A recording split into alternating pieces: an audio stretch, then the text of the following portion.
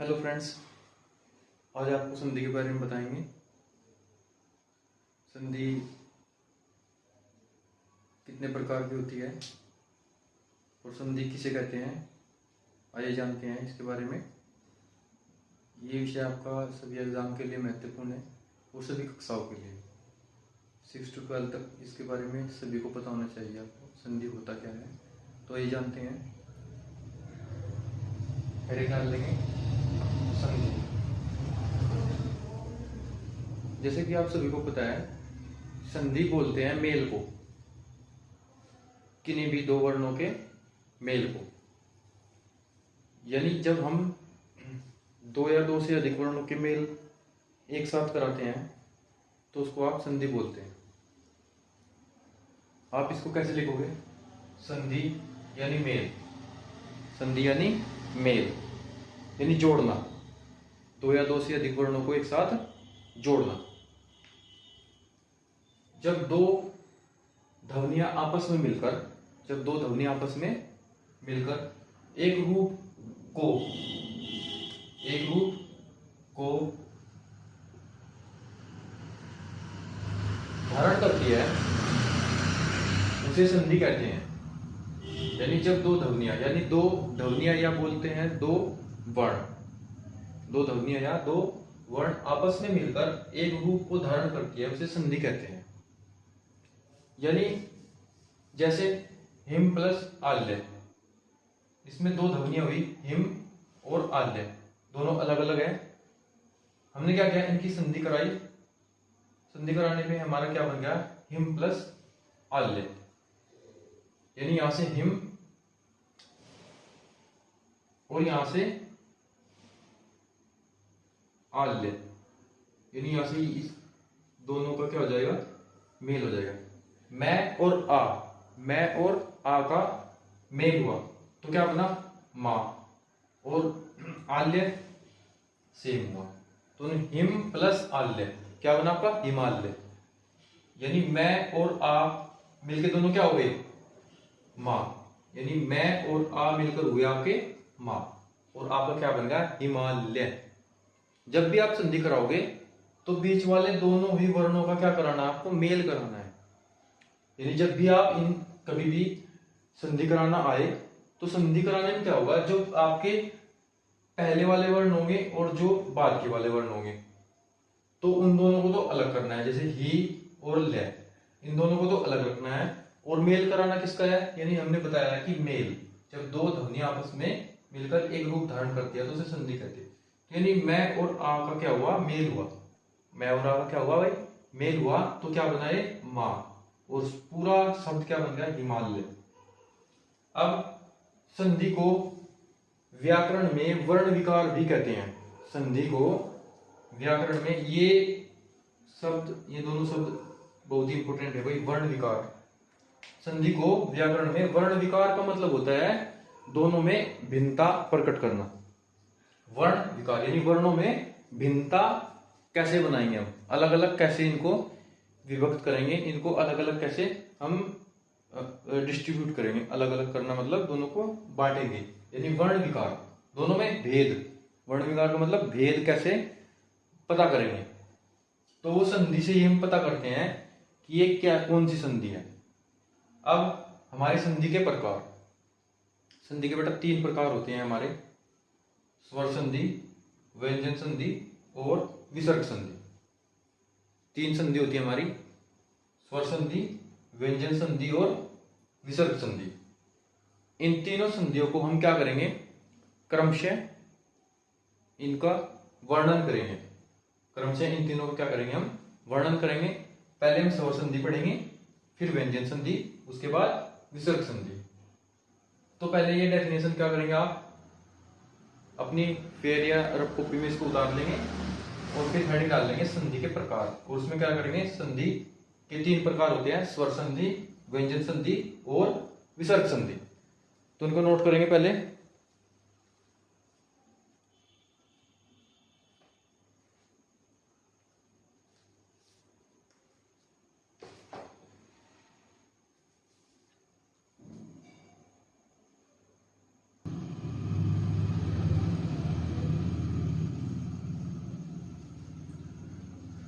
तो फ्रेंड्स, स्वर संधि यानी हमारी संधि के 3 प्रकार होते हैं। स्वर संधि, स्वर संधि, आपके व्यंजन संधि और विसर्ग संधि। यानी संधि के 3 प्रकार हुए, स्वर संधि, व्यंजन संधि और विसर्ग संधि। व्यंजन संधि और विसर्ग संधि को हम बाद में पढ़ेंगे, आज हम पढ़ेंगे स्वर संधि। इसके 5 भेद होते हैं। स्वर संधि के हमारे 5 भेद होते हैं।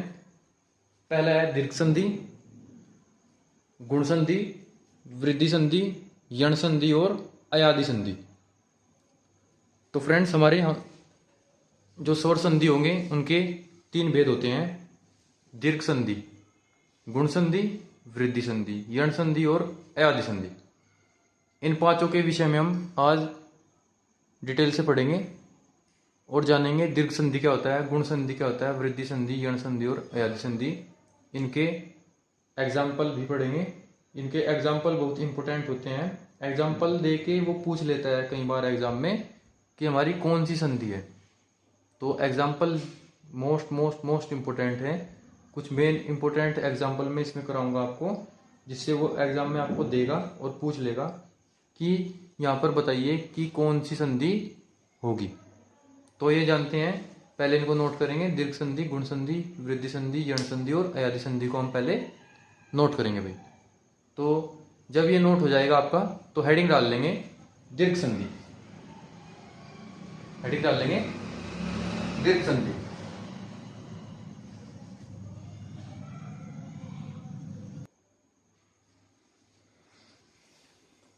आइए फ्रेंड्स, जानते हैं। फर्स्ट है आपका दीर्घ संधि, यानी स्वर संधि का जो पहला भाग है वो है आपका दीर्घ संधि। जैसे आपको बताया अभी, स्वर संधि आपकी 5 पार्ट में डिवाइड हो जाती है। तो 5वें पार्ट में से जो फर्स्ट पार्ट होगा आपका, वो होगा आपका दीर्घ संधि। दीर्घ संधि नाम से ही पता चल गया, दीर्घ यानी जब 2 वर्णों का मेल होगा तो उससे एक दीर्घ वर्ग बनेगा। यानी जब 2 वर्णों का मेल होगा, या तो फिर आपका दोनों ही वर्ण दीर्घ होंगे, या पहला आपका ह्रस्व होगा, दूसरा दीर्घ होगा। या तो दोनों ही दीर्घ होंगे, दोनों दीर्घ वर्णों को जोड़ के आपका एक दीर्घ वर्ण बनेगा, या फिर आपका पहला ह्रस्व होगा, दूसरा दीर्घ होगा, और दोनों का मेल कराने के बाद आपका क्या बनेगा, दीर्घ ही बनेगा। कैसे? जैसे ह्रस्व या दीर्घ, ए, ई, उ, री, ये आपके सारे ह्रस्व होंगे भाई, या दीर्घ होंगे। दीर्घ कौन से? आ, बड़े ई, बड़ा उ और री। यानी या तो ह्रस्व या फिर दीर्घ। उससे आगे या तो ये मिलेंगे आपको 3 वर्ण, ये आपके ह्रस्व स्वर में आते हैं या ह्रस्व वर्ण में आते हैं भाई, ये तीनों ही आपकी चारों। तो या तो ह्रस्व वर्ण आएंगे, और इनके आगे यदि ह्रस्व, या तो ह्रस्व मिलेंगे, या ह्रस्व के साथ आपको दीर्घ मिलेगा, आ, ई, उ। यानी बड़ा आ, बड़ी ई, बड़ा उ आए। या तो साथ के साथ छोटे छोटे आए दोनों, या इनके साथ कोई बड़ा आए।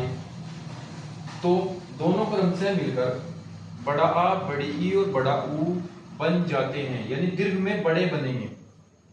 इनको आप दीर्घ संधि स्वर भी कहते हैं।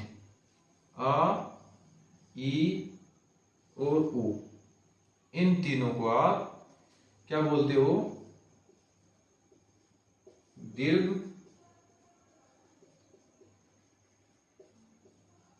संधि स्वर। इन तीनों को आप दीर्घ संधि स्वर भी बोलते हो, क्योंकि दीर्घ में क्या होगा, तीनों ही दीर्घ बन जाएंगे। छोटे छोटे को मिलाकर भी यही बनेंगे, छोटे के साथ अगर बड़ा आए तब भी यही बनेंगे। देख लो एग्जाम्पल में कैसे होगा। पर प्लस अधीन, पर प्लस अधीन, प्राधीन हुआ। यानी पैर ए आया ए, और अधीन ए आया, तो ए और ए मिलके क्या बना, आ। तो यहां भी तो आ ही बना। तो मेल कहां पे होगा, मेल होगा रे और ए में, यानी यहां पे होगा मेल। मेल होगा रे और ए में। रे और ए में क्या होगा आपका, मेल होगा। यानी रे और ए मिलके क्या बनेगा, यहां पे रे में से ए आया और अधीन का ए आया, और ए प्लस हुआ, दोनों वर्णों का क्या हुआ, मेल हुआ। यानी अब बताया था मैंने, मेल को ही संधि कहते हैं। तो संधि क्या हुई, ए और ए की, तो ए और ए मिलके हो गया आ। तो प्राधीन, प्राधीन में क्या हुआ, जो आ आया वो यहां से आया भाई, यानी रे और ए मिलके आपका बना रा। ये आपका बन गया रा, रे और ए मिलके बन गया रा, रे और ए मिलके बन गया आ, यानी बन गया रा, प्राधीन। तो टोटल आपका क्या हो गया, प्राधीन। तो इस तरीके से क्या होगा आपका, दीर्घ होगा। दीर्घ क्यों है, क्योंकि दीर्घ बन गया, इसलिए इसको दीर्घ संधि बोला। यानी छोटे छोटे मिलके क्या बने, एक बड़ा बना, यानी दीर्घ बना, दीर्घ वर्ण बना। तो दीर्घ वर्ण बनने के साथ साथ इसको बोलते हैं दीर्घ संधि, इसलिए इसको बोलते हैं दीर्घ संधि। अब नेक्स्ट आइए जानते हैं और एग्जांपल।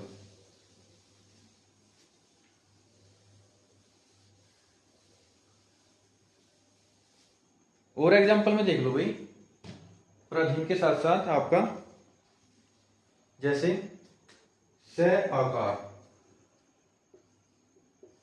स प्लस आकार, तो स प्लस आकार।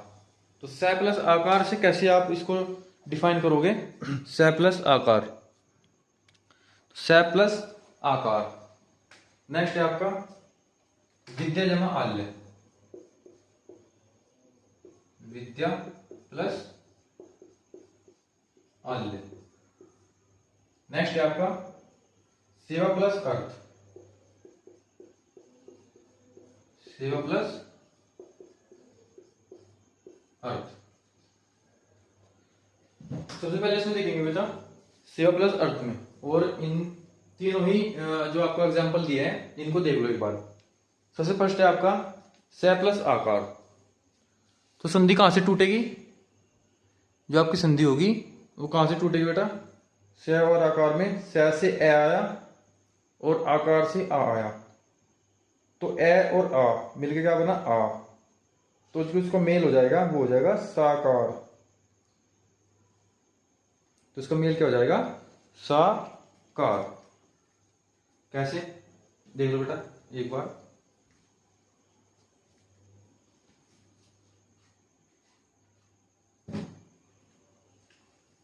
ये आपका बेटा स प्लस आकार, स प्लस आकार में क्या होगा,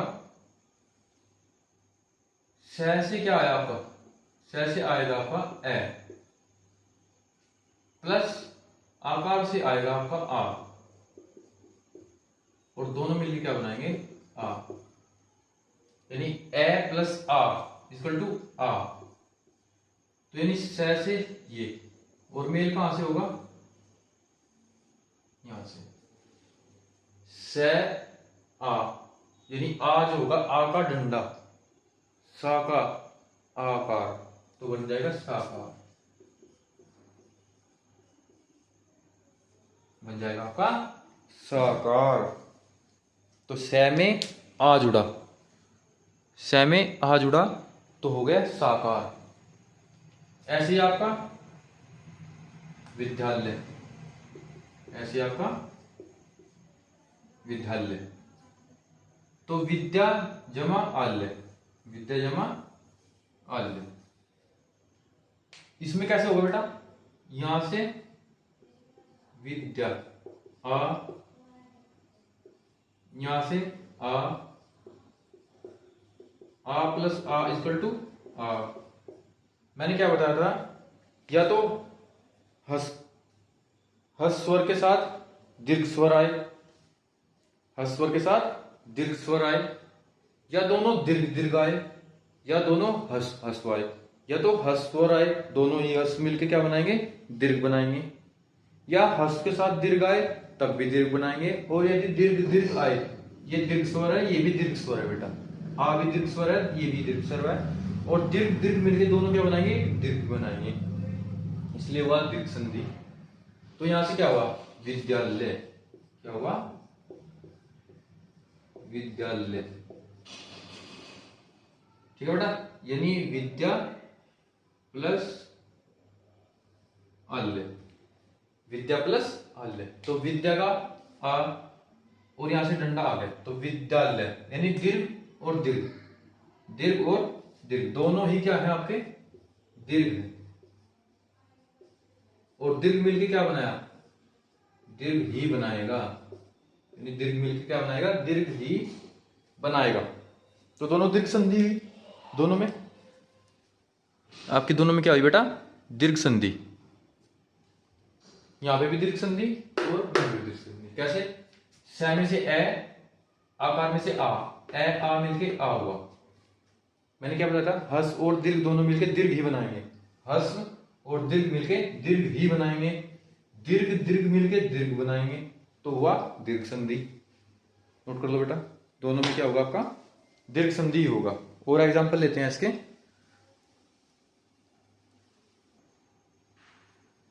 आ जाओ बेटा। अब नेक्स्ट एग्जांपल है आपका युगांतर, एक एग्जांपल है आपका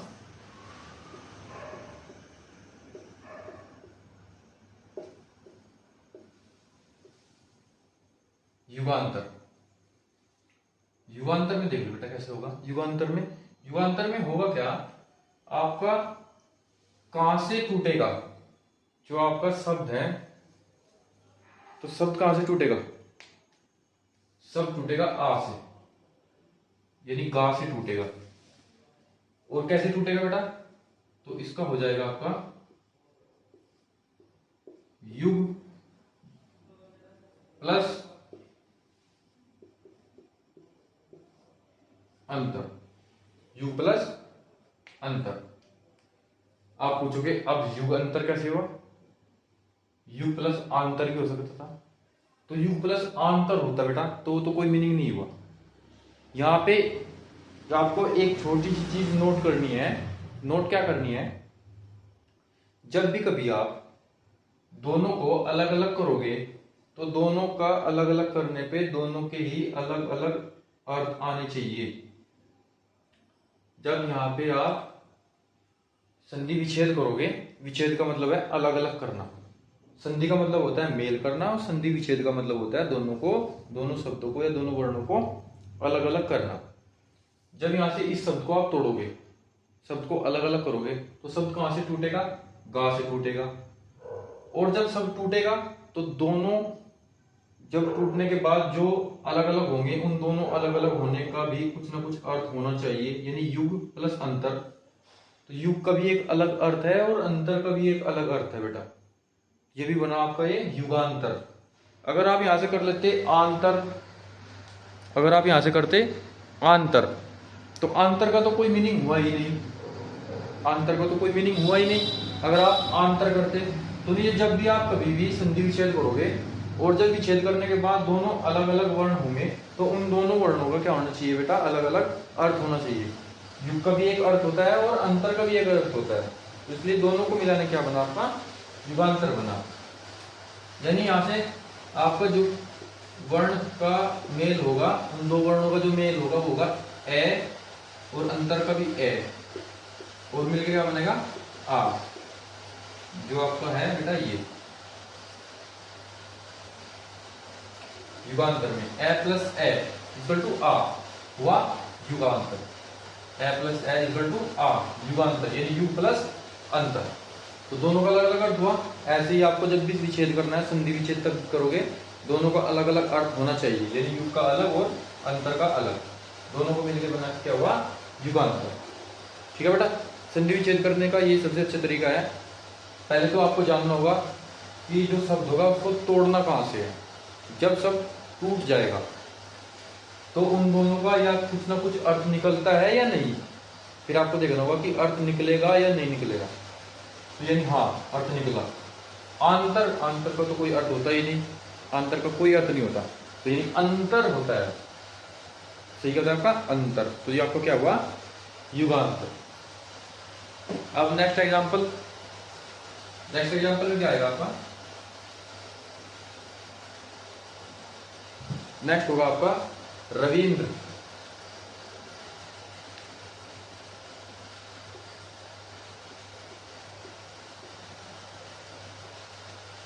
रविंद्र, अब रविंद्र में विच्छेद करो भाई, संधि विच्छेद, संधि विच्छेद, रविंद्र की संधि विच्छेद कैसे करोगे, रवि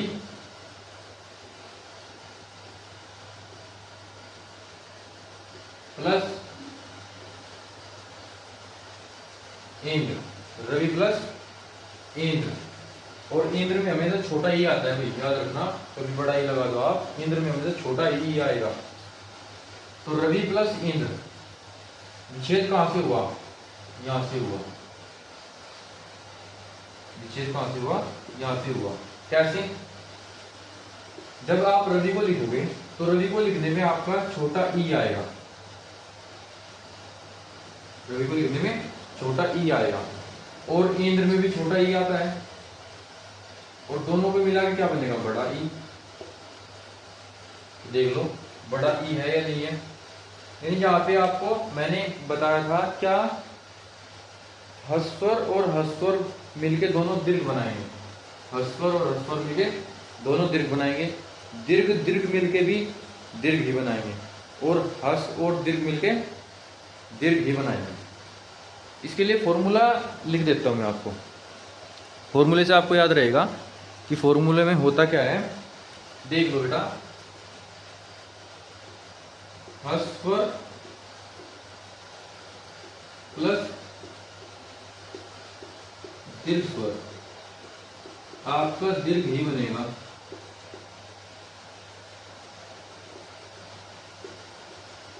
दीर्घ प्लस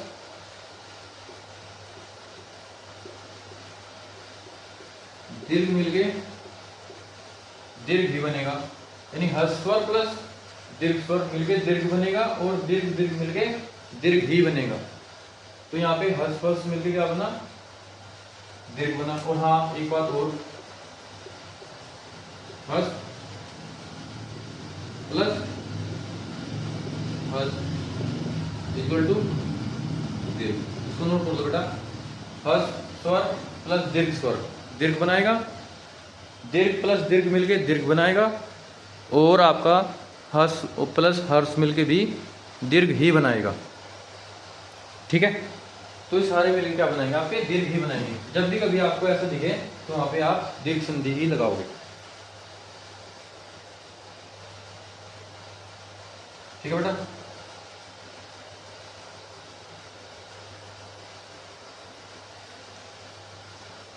दीर्घ दीर्घ दीर्घ, हस्वर प्लस दीर्घ स्वर इक्वल टू दीर्घ, यानी बनेगा दीर्घ ही। आप कैसे बना लो, बनेगा दीर्घ ही। तो दोनों में क्या हुआ, हस्वर हुआ, हस्वर हुआ, मिलकर क्या बनाया, दीर्घ बनाया होगा। नेक्स्ट एग्जांपल है आपका मुनीष, इसका मैं विच्छेद लिख दूंगा और आपको संधि करनी है अभी।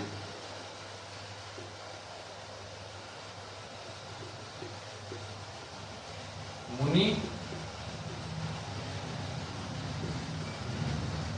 इसमें बड़ा ई आएगा, वो याद रखना। कभी भी आपको बड़ा ई लिखे तो इसमें बड़ा ई आएगा, क्योंकि तो इस मतलब होता है इष्ट भगवान, इसका मतलब होता है इष्ट भगवान। तो भगवान हमेशा बड़े होते हैं, तो इसके लिए ई बड़ा ही आएगा। इसमें कभी भी इस आए तो इसमें बड़ा ई आएगा, इसका मतलब होता है भगवान। देख लो कैसे होगा संधि विच्छेद आपका, छोटा ई, मुनि में छोटा ई आया, मुनि में छोटा ई आया, मुनि में छोटा ई आया, प्लस यहाँ पे बड़ा ई आया, छोटा ई बड़ा ई मिलके क्या बनाएगा, बड़ा ई। छोटा ई आया यहाँ पे, और संधि हमेशा बेटा यहाँ से होगी, संधि यहाँ से होगी, यानी मुंह और से तो सेम रहेगा। बस जो संधि का पता करेंगे ना बेटा, हम संधि का पता करेंगे नी और ई से, नी और ई से।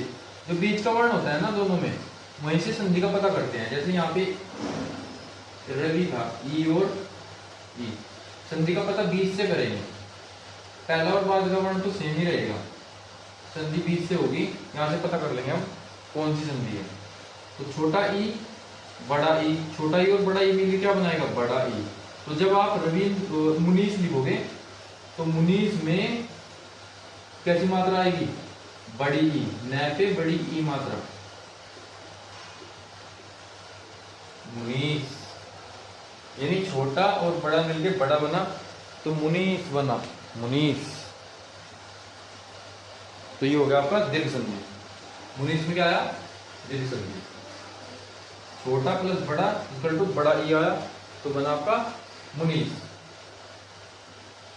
तो यानी यहां से आप पता करोगे कि संधि कौन सी है, यहां से छोटा ई और बड़ी ई। नेक्स्ट,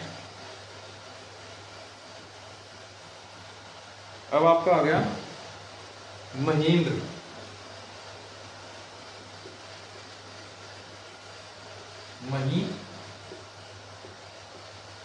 महेंद्र में हमेशा छोटा ही आएगा, याद रखना,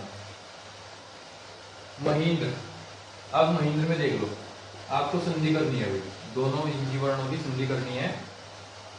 मही, संधि कहां से होगी, संधि यहां से होगी, संधि यहां से होगी, ठीक है। याद रखना, बीच के वर्णों से संधि होगी हमेशा जो प्लस के पास वाला और प्लस से इधर वाला, यानी प्लस के लेफ्ट वाला और प्लस के राइट वाला, संधि हमेशा दोनों इनसे होगी। याद रखना, ये ट्रिक है इसकी, संधि करने की हमेशा ट्रिक है। प्लस के पास वाला और प्लस के इधर के पास वाला, दोनों से पता कर लोगे संधि कौन सी है। और मेल भी वहीं से होगा और विच्छेद भी वहीं से होगा, यानी अलग अलग होना, अलग अलग भी यहीं से होगा और मेल भी यहीं से ही होगा। अब देख लो, आपका बड़ी की मात्रा है, ये पे बड़ी की मात्रा है, इंद्र में छोटी की मात्रा है, ही में बड़ी की मात्रा है और इंद्र में छोटी की मात्रा है। तो बड़ी ई और छोटी ई मिलके बड़ी ई आ गया। ही पर बड़ी की मात्रा आई और इंद्र में छोटी की मात्रा आई, दोनों मिलके बना दी बड़ी की मात्रा, दीर्घ संधि। दीर्घ संधि हुआ बेटा। अब दीर्घ संधि हुआ तो इनका योग कैसे करेंगे भाई, ये दोनों वर्ण सेम आएगा, मैं और अधन्य और त्र, ये दोनों सेम, इन दोनों में चेंज होना है भाई, चेंज सिर्फ दो में होगा, याद रखना, चेंज इन दो में होगा, ये दोनों सेम रहेंगे। जब भी मेल करना हो या विच्छेद करना हो, जोड़ना हो या अलग अलग करना हो, इन दोनों से ही होगा, इन दोनों से। बड़ा ई, तो ये बन जाएगा आपका महेंद्र, ये आपको बन जाएगा महेंद्र, ठीक है, ये आपको बन गया महेंद्र। ठीक है दोस्त, अब ये आपका कंप्लीट हो गया है दीर्घ संधि। इससे रिलेटेड ये आपका कॉन्सेप्ट था भाई, कॉन्सेप्ट रिलेटेड अगर आपको कुछ आए तो यहां से आपको कर लेना है। और हाँ, एक बात और भी, इससे रिलेटेड कुछ एग्जांपल और भी हैं, जैसे आपका ऊ प्लस छोटा ऊ इक्वल टू बड़ा ऊ, बड़ा ऊ इक्वल टू बड़ा ऊ, छोटा छोटा बड़ा, बड़ा ऊ और छोटा ऊ इक्वल टू बड़ा ऊ।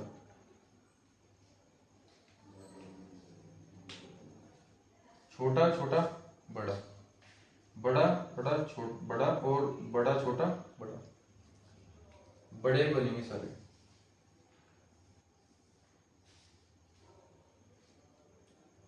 दीर्घ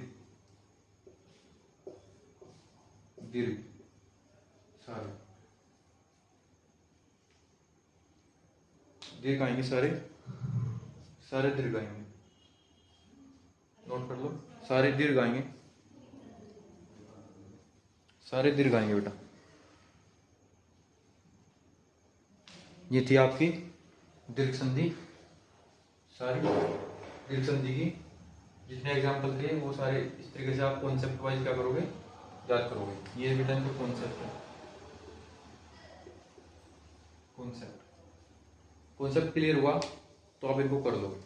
तो दीर्घ संधि में आज सिर्फ इतना ही, और इसके बाद मैं कल कराऊंगा आपको गुण संधि।